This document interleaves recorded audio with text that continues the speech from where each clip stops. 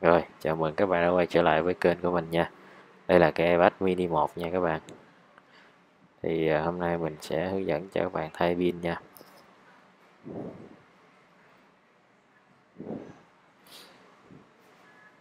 Thì trước tiên thì mình khò cho nó chảy keo ra nha các bạn. Mở từ ở trên mở xuống nha, để nó đứt cái dây cảm ứng đó.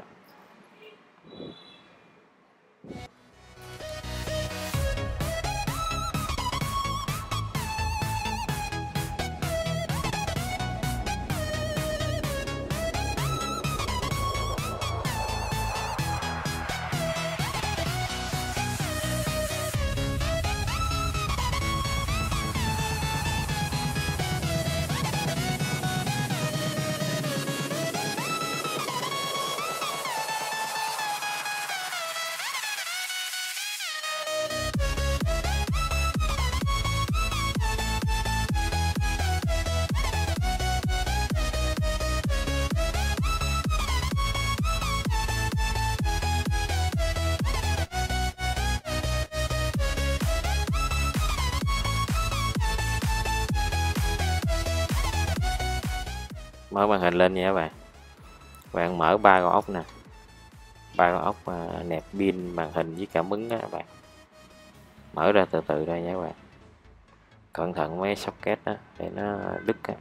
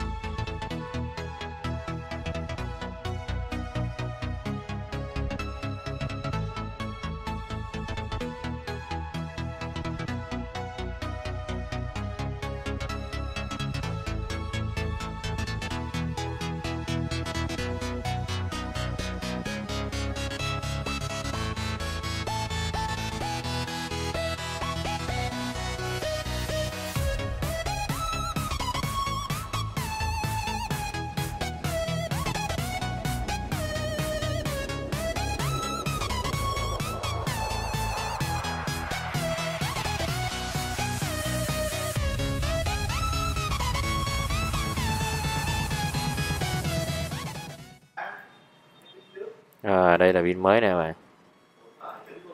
Tiến hành gắn pin mới vào thôi.